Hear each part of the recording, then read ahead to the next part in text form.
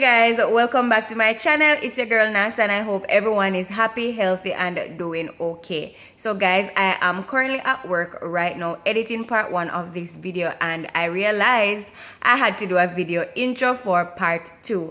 But without further ado, let us just head straight into part 2 of the cost of living in Japan. Also guys, I do urge you to stay until the very end of this video, because literally all the information inside of this video is direct insight into how myself and my husband actually live in Japan and survive in Japan.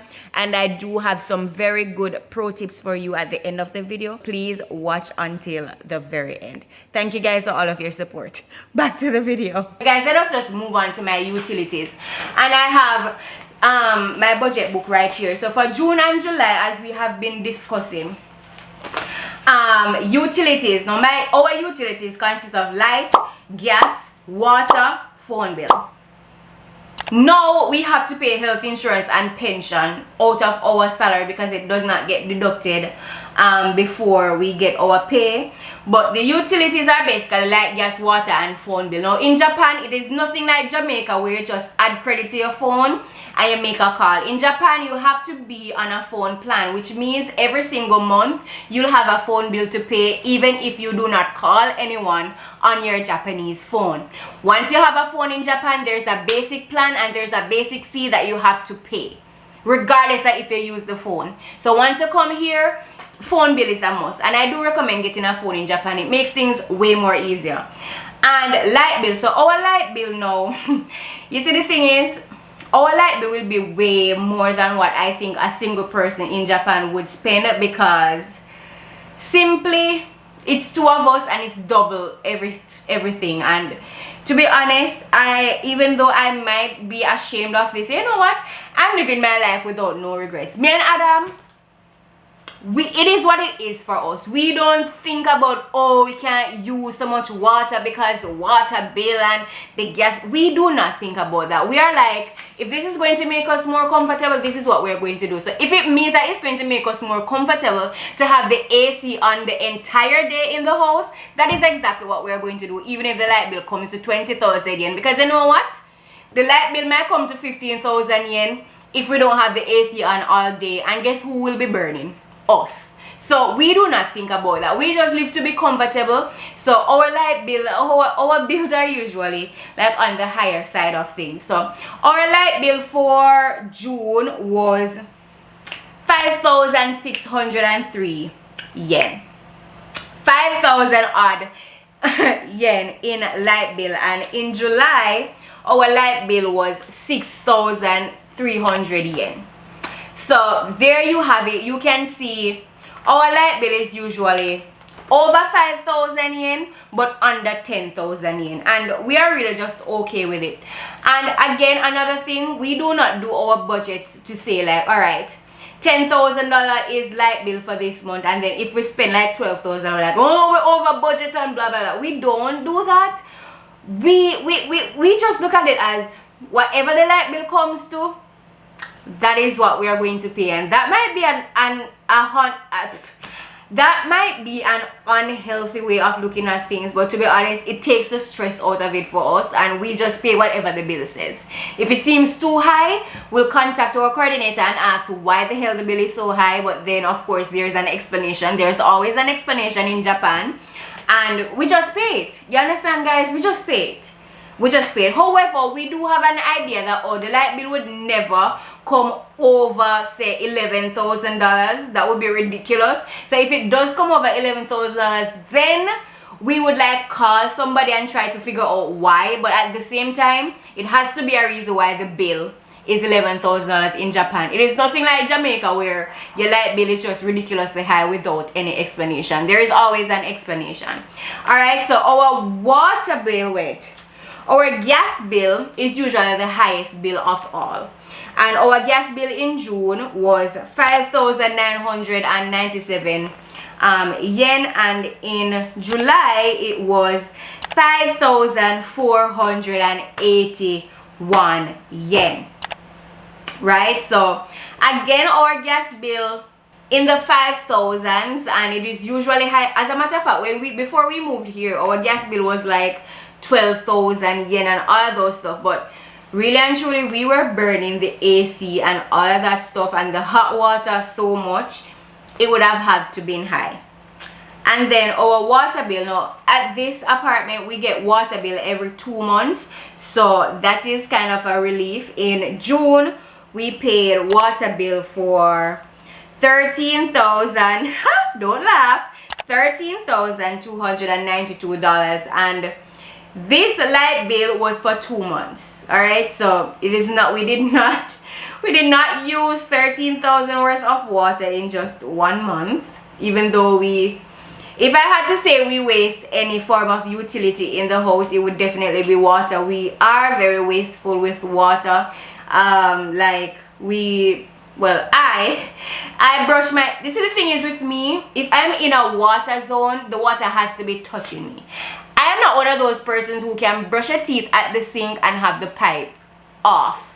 Like the water has to be running, and my hand, like I'll be here brushing my teeth with this hand, and this hand is underneath the pipe just playing with the water. Like I'm that kind of person. Do not come for me in the comments, because I will come at you. All right, this is me, and this is just how I feel comfortable. All right, so when I'm in the shower and I know, lathering the soap and soaping up your body and all of that, the shower is still on. We are not the type of person to turn off the shower, soap up your body, and then turn it back. No, we're not that kind of person. So we generally use water a whole lot.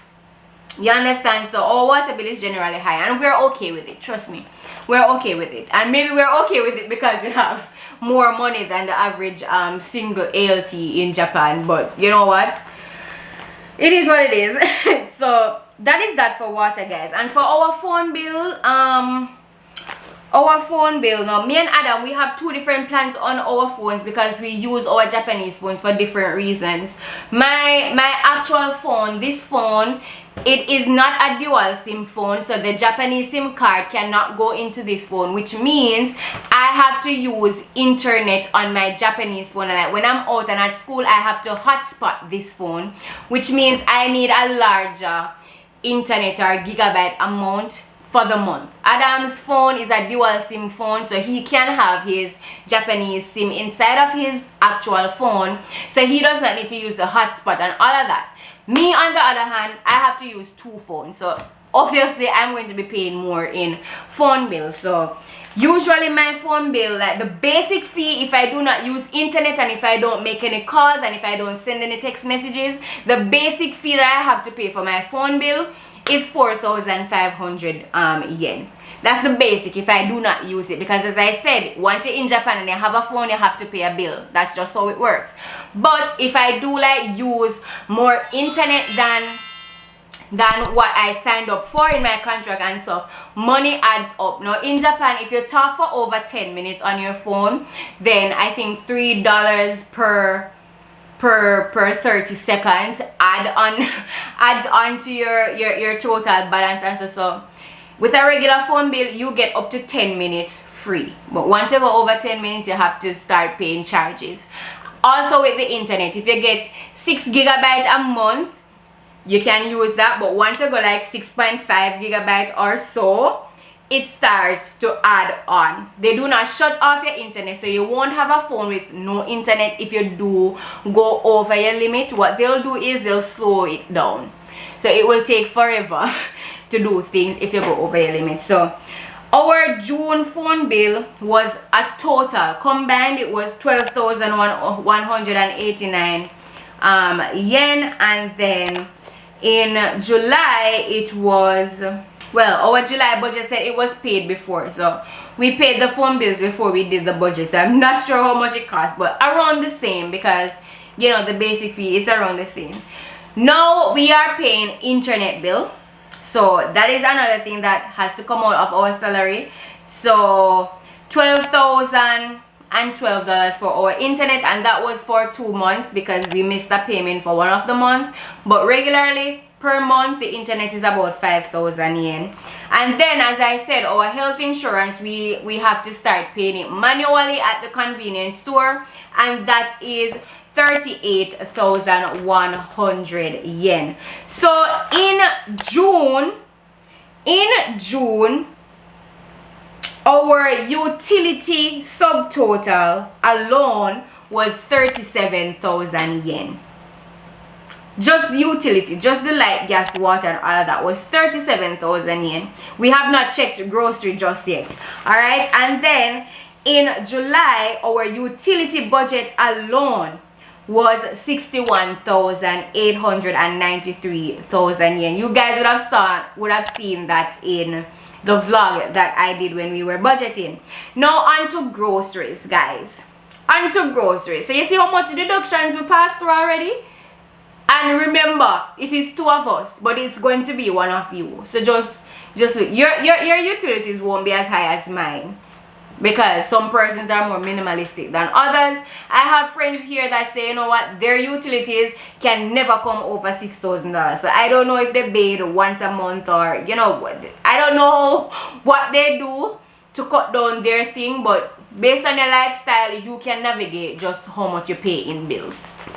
Don't mind us. We generally just have a nonchalant attitude over how we use utilities, because at the end of the day, we need it. Alright, so our groceries now for June and July, basically steady. We have a budget of 50,000 yen for groceries every single month. It does not matter what we have to buy, it must cost 50,000 yen or less. And you might say, well, that is a lot of money to spend in groceries in Japan. The thing is, groceries in Japan are expensive, and that is just the case. Now, I was freaking out because I thought we were spending way too much money on groceries per month, you know, 50,000 yen. And then I asked a friend who is here by herself how much money she spends on grocery per month, and she would say like 25,000 yen or so. Sometimes it's more, sometimes it's less, but about 25 is her average. And I'm like, okay, cool. It's only her and she's spending 25 a month. It's two of us, so of course we double that. So nowadays I don't feel so bad about it, but at the same time, me and Adam, more so me, very picky about what we eat in Japan. So we are not going to the supermarket taking up all of the tin food and all of the curry and all of the sushi and all of the udon and all of the ramen and all of that stuff, because we're Adventists. We don't eat certain types of food, and all of the certain types of food that we do not eat are what the Japanese people eat in abundance. So it takes us, we have to be very specific in what we take up. We spend hours translating stuff in the supermarket just to ensure that we're getting the right thing and we're not eating all the madness. So yeah, 50,000 yen. Oh, 50,000 yen every single month. That is what we spend on groceries. And I do still get Jamaican food from the Jamaican girl that I said, that I talked about in this video right here. Please check it out once you finish going over this video. And yeah, that is it for groceries. So separate and apart from that, we really do not have anything else that we're spending now. We are saving, and we save 150,000 yen every single month, because that is what it will take us to get to our goals in the time that we set it. Now, coming to Japan, guys, do not set ridiculous goals for yourself, and I'm not going to get into that until we complete this. So separate and apart from that, now we are at utilities. I told you the subtotal for that, and then groceries. We do not have a loan paying right now. We don't have a loan. We are very thankful for that. So the only other thing that we have to put money towards is our saving, is our goal, right? The main aim of why we came to Japan is really what we focus on after we pay our utilities and do our groceries. And as I said, we put 150,000 yen towards that every single month. So that leaves us with a little bit of leg room, and that is where we allocate money to different areas of our life, where we like to call our lifestyle fund. So our lifestyle fund includes date night, personal money, because you know you're working, you need a little personal money to spend on yourself. As I said, of course you work your own money, but Me and Adam, we put our salaries together, do all of the things that we have to do, minus all of the things, and then the money that is left, we split it in half. That is really our simple budgeting system. We do not say, all right, guess what? You have to put $2,000 on the light bill now because the light bill is $6,000, so I'll pay $3 and you pay $3. No, we don't do that. We put both of our salaries together, one salary here. We take out the grocery, we take out the light bill, take out all of the savings, and then if it is $20 that is left after all of that, we split the $20 in half. So 10 for him, 10 for me. Simple shit. Right? But we do not want to just limit it to personal money because emergencies can pop up and all of that stuff. So we decided to create a lifestyle fund with the remainder of the money that is left, which is usually 50,000 yen that is left after all is said and done. $50,000. And it would be easy to just say, all right, you know what, 25 for him, 25 for me. Right? If we're just looking at personal money. But at the same time, when we see personal money, we don't see it as money as using it to go on date night. If somebody gets sick and we need to go to the doctor real fast, like where is the money? Because we already spend all of the money on utilities and groceries and bills and all of that. So there's really no money if someone gets sick and need to go to the doctor. So we decided to create a lifestyle fund which consists of date night, personal money, special occasion money, vacation money, emergency and health money, and then miscellaneous money. So date night speaks for itself. Date night is the money that we use to like go to a nice restaurant sometime in the month, you know, have a glass of wine, drink up the things. Like date night, everybody knows what that is. Personal money is the money that we give ourselves to just spend on whatever we want. So whatever, me want some shoes or some new clothes, him want some game or something, he has that money, I have that money. Special occasion money is really the fund that we put money in for like birthdays and anniversaries and all of those special occasions. So obviously we do not use special occasion money every single month, but we still put money into that savings every single month. So when Adam's birthday comes up, I don't have to say, oh, I have to take $2,000 out of my personal money so that I can get him a gift. No, we have a fund for special occasions, so we can just go into that and buy. The good thing is that there is never an occasion where two special occasions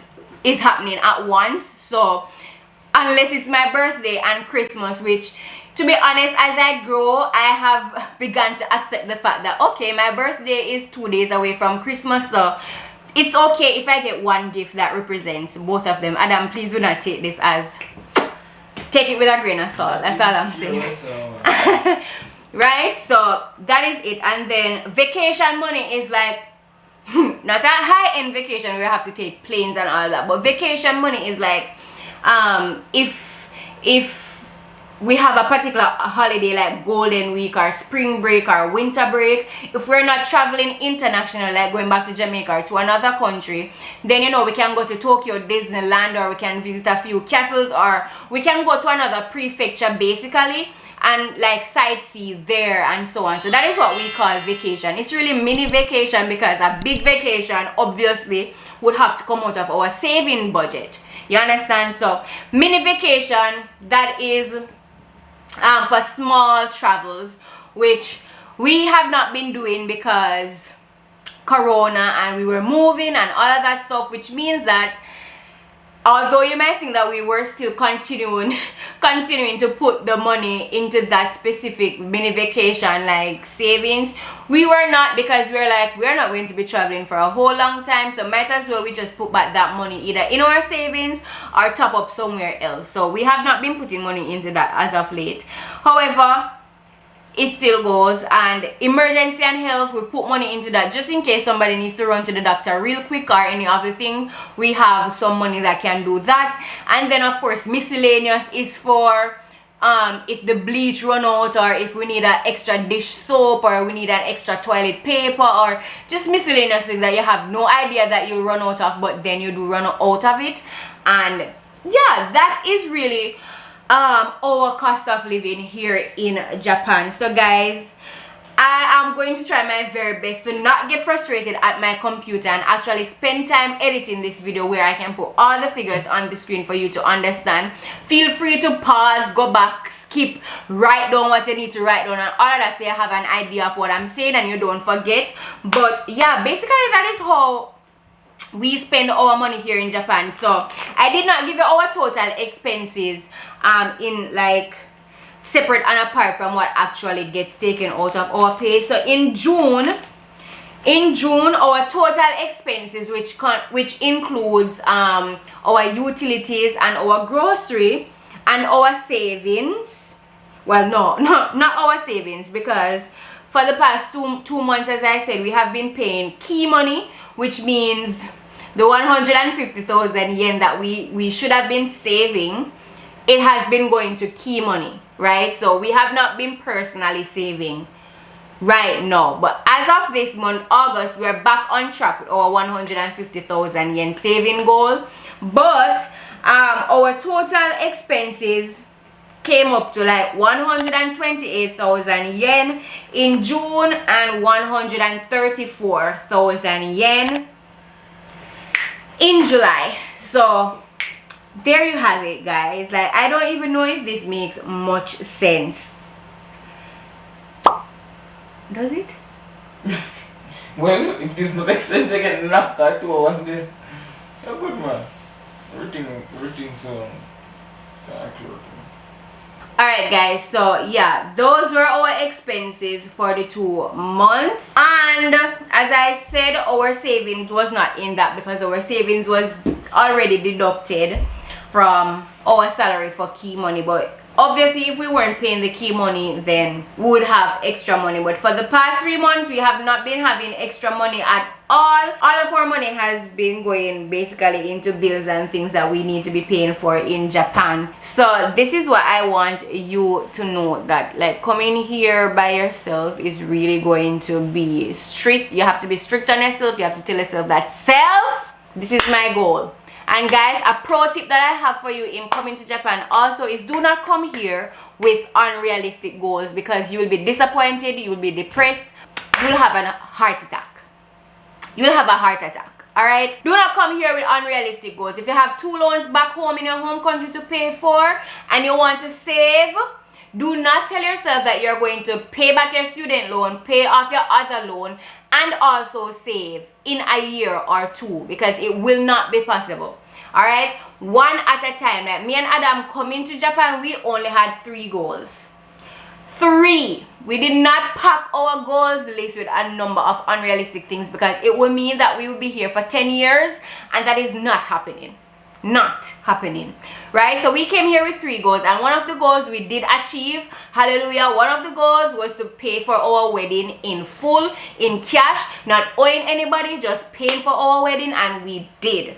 Goal accomplished. Goal number 1 accomplished, and goal number 2 and goal number 3, they really go hand in hand, because we are saving for our future. So the house and the car that you hear us mentioning about, that is what. And of course guys, when you're thinking about saving for a house, do not think about saving to buy a house cash. That is not realistic. That is not possible unless you're planning to buy a house in Japan, because you plan to live here until retirement. Alright, so as for us, we just plan to save our down payment, or at least some of our down payment for a house when we move, and we are saving to buy cars for ourselves. Would that mean that we will be able to buy the car in cash, which I don't think we'll be able to buy 2 cars in cash plus a house? It just means that we are saving a particular amount of money that will help us to get cars, and it will help us to get a home. You understand what I'm saying? We're not trying to say we have to buy 2 cars in cash and we have to buy a house in cash and all of that stuff. That is unrealistic. So I urge you, set realistic goals. If you have a student loan to pay, say, alright, I'm coming to Japan, I have 3 goals or 2 goals. I'm going to complete the first goal in the first 6 months or the first 1 year, and then you go from there. Because if you tell yourself that you will be paying like achieving all your goals in 1.5 years or 2 years, and it does not happen, it can get you into a mental state that is not pretty. Trust me, before I learned to set realistic goals with the help of Adam, I was really losing my mind. I was I was questioning myself whether or not it was a good decision to come to Japan and all of those stuff.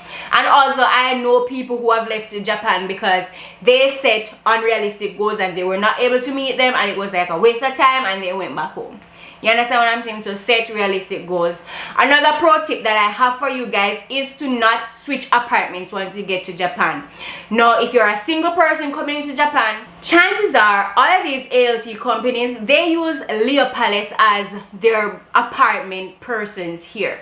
So many ALTs in Japan live in a Leo Palace apartment. I say if you're coming here by yourself, take the Leo Palace apartment for the 3 or the 5 years that you'll be here and just work with it.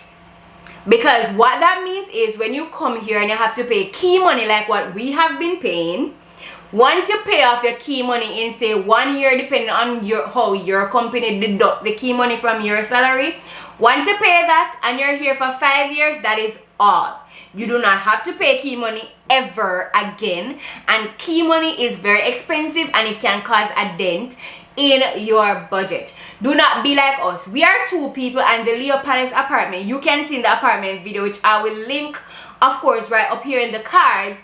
It was very small and it was not very convenient for both of us. We are both working on different things where we need our personal space. Just imagine I'm in the bedroom filming this video while Adam is sleeping or Adam is working on something. You understand what I'm saying? It's disturbing. So we needed an apartment where we could work separately and we are not interfering with each other's, you know, personal space and all of that stuff, not being loud and noisy. So we needed to find another apartment. That is just what we needed for what we are doing. But I say if you can manage to not move once you have come to Japan and you get that one apartment, do not move. Because what it would mean is if you move to Japan and say you pay key money for 2 years and then you move, you have to start paying key money again, and that will now put a dent in your excuse me. That will now put a dent in your saving, because not only will you still have to pay student loan and still have to do all of the things that you have to do, you'll now have to be paying key money, and that is ridiculous if you do not have the means to, and if you really do not have to. So that is what I have to tell you. I really hope that this video made sense. I hope you found it informative, and I hope it will help you to make better decisions in coming to Japan. To be honest guys, as I film this video, I really don't think I am making any sense, but I will see when I am editing this video. But I do hope you found it helpful, and I do hope you come to the realization that in Japan you really have to be like very strict about your goals and your main aims, because it is very expensive to live here, and the deductions alone that you have to pay, it's like so ridiculous. But there is hope, and it is a good opportunity. Many people are saying that I am discouraging them when I'm on my Instagram stories talking about all the shit that happens here in Japan, but it is no cloud with silver lining here, and every country has its issues, and you have to know that for yourself. So with that being said, this is where I'm leaving you. Please give this video a big thumbs up. Don't forget to subscribe to my channel down below and hit the notification bell to get notified every time I post a video. Until next time, bye guys. Long video. Long ass video. Thank you for being here with me for all the video, Adam. Yeah, that's kind of support, isn't it? Yeah, you gave me confidence. Because you were just sitting there not saying anything, but then I look at you to to see if I'm talking foolishness. Thanks, babe. Yeah, be part.